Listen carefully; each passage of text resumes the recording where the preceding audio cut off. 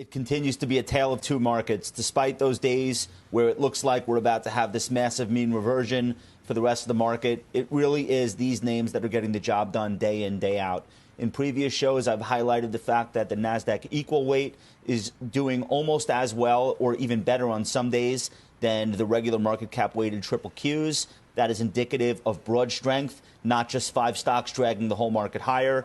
And then the Corona losers are doing what they have been doing for quite a while. And each day we're getting new names added to the list. Look at Discover Financial Services, DFS today.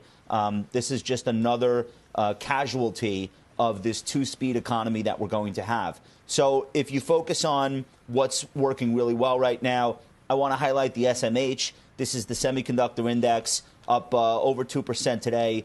Dramatic winners littering this index. Yep. I own NVIDIA. Stock's been an absolute beast. It's up 100% Thank you, from the Micron, March lows. Right? Thank you, Micron. Yeah, Micron having a big move today, too. So what do semiconductors have that the Corona losers don't have? To just finish out this mini monologue, semiconductors are the new transports. And even though people aren't going from place to place, their data is. Their usage of devices is going up.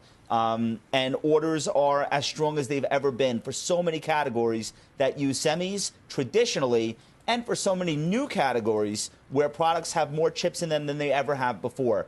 That's not going to stop on a dime, regardless of the economy. And so the moves in these stocks make sense. Let's continue, Megan, this conversation. NASDAQ right now, month to date, up 5.5%, up 30% for the quarter. That's the best quarter for the NASDAQ since the fourth quarter of 2001. Year to date, it's up 11.5%, so it blows everything out of the water. Technology month to date is up 6.5%. Best quarter for tech since Q4 of 2001, up almost 30% for the quarter as well. And growth, by the way, is the best quarter ever for the growth ETF. So growth stocks. Is this the way it's going to be for the second half as well?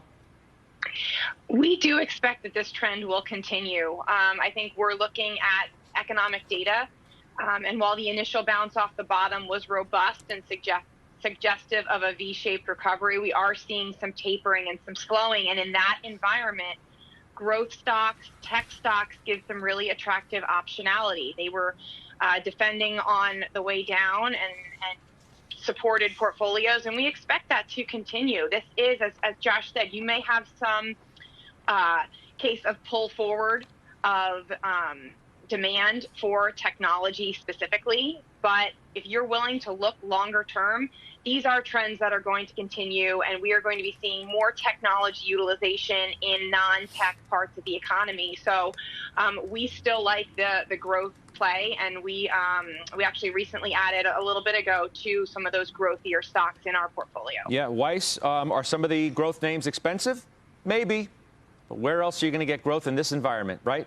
And that's the whole story. That is why people have been repeatedly willing to pay up and pay up and pay up even more for these kinds of stocks. As the analysts raise the price targets and the price targets get blown through, the analysts just bump them up even higher, and people are still willing to pay up. And it's not just about the stock prices going up. It's about the fundamentals improving. If you take a look at Micron's report, and Xilinx also pre-announced, and they cited mobility, and they cited that we're seeing these trends maybe be pulled forward a little bit, and that's what it is. COVID did not create new trends. It just pulled it forward, but it also expanded the breadth of them. So technology will continue. I feel bad for the value players. They had their moment in the sun. Maybe it'll come back for another 10 minutes. But you'll be rewarded by fundamentals and growth instead of guessing about, are the airlines going to be at full capacity? Is Caterpillar going to be able to resume operations fully? Are we going to see those type of companies come back into the consciousness and get a big infrastructure plan out of the government? Why make it so hard? Go where the growth is, go where you will continue to be rewarded, and go where the fundamentals are today and will be tomorrow. I've said that repeatedly when we've had these discussions and conversations and debates. Michael Farr, why make it so hard on yourself? Why make the market a guessing game, like Weiss says, right? You go where the growth is. I know that people had flocked to value stocks, but according to Bank of America and its flow show note, clients are moving out of value and they're going back into growth. You dance with who brung you. Well, you're going for the upside, right? You want to find something that's working where you can see a dollar that you invest today is going to be worth $1.10 or $1.20 tomorrow. And there's a very few stocks that are actually getting that done. I don't think it's as much a matter of people necessarily paying up for growth stocks.